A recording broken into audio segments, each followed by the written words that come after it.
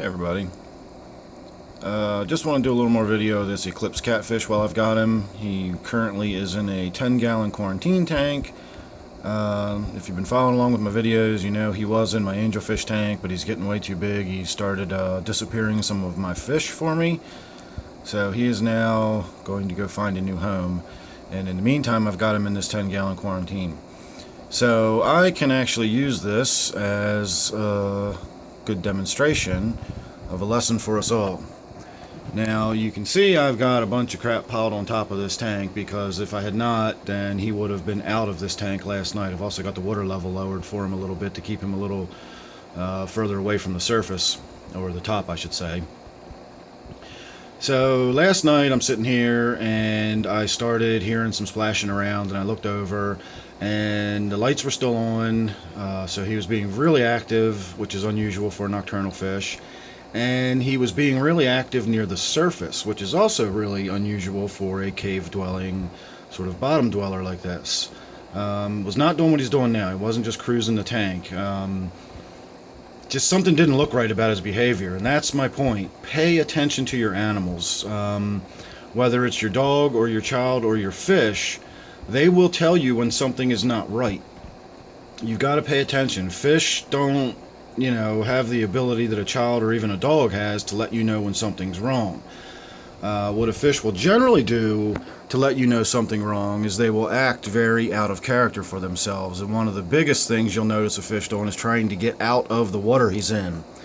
So if you've got fish that aren't prone to be jumping fish that seem like they're trying to climb out of the tank, probably a good reason for that. In this case, it was about 11 o'clock last night, and I noticed this just before I was about to start shutting the lights out. My wife was already in bed and was trying to be quiet as it was, and this guy started going nuts. So that got me scratching my head. I've got enough experience at this point to know when something seems wrong, it probably is. So I got out my test kit real quick, and sure enough, I had a 1/4 part per million ammonia and about a 1/2 part per million of nitrite. So as I said, this is just a tank I set up. I sort of augmented the biofiltration to get it started, but I clearly did not give it enough, and it's not fully cycled. And had I not been in tune with this fish's behavior, had I not been paying attention to the slight abnormality in its behavior, I would have just gone to bed last night, and I very likely would have come down to find a dead fish this morning, or a very, very sick and dying fish. What I did instead was I did a massive water change, and I just filtered that water until it came down to 0 ammonia, 0 nitrites, and I didn't bother to test the nitrates because that's kind of irrelevant for this conversation. So he's still not happy about it. He still doesn't have enough places to hide. He still doesn't like being cooped up in a 10-gallon tank after being, just a couple days ago, he was actually in that tank, my angelfish tank. That is my African tank. This is just what I call my open top 20. And this is simply a quarantine tank that's got this catfish in it for now.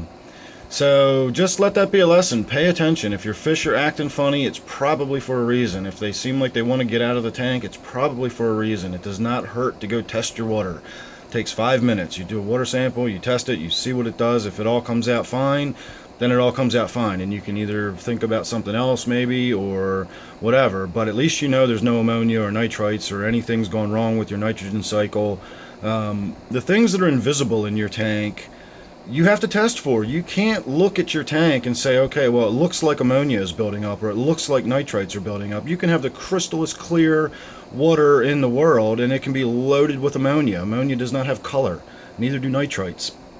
So again, if I had not been astute enough to notice the unusual behavior in this animal, like that is just not normal behavior. He is trying to get out of this tank.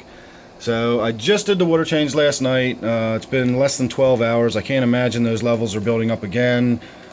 His gills are probably still irritated from the exposure yesterday, but it does not hurt me to take 5 minutes and check, so I'm going to check again. If they do turn out to be elevated, I'll probably do another little video and attach it to this as a lesson to us all once again.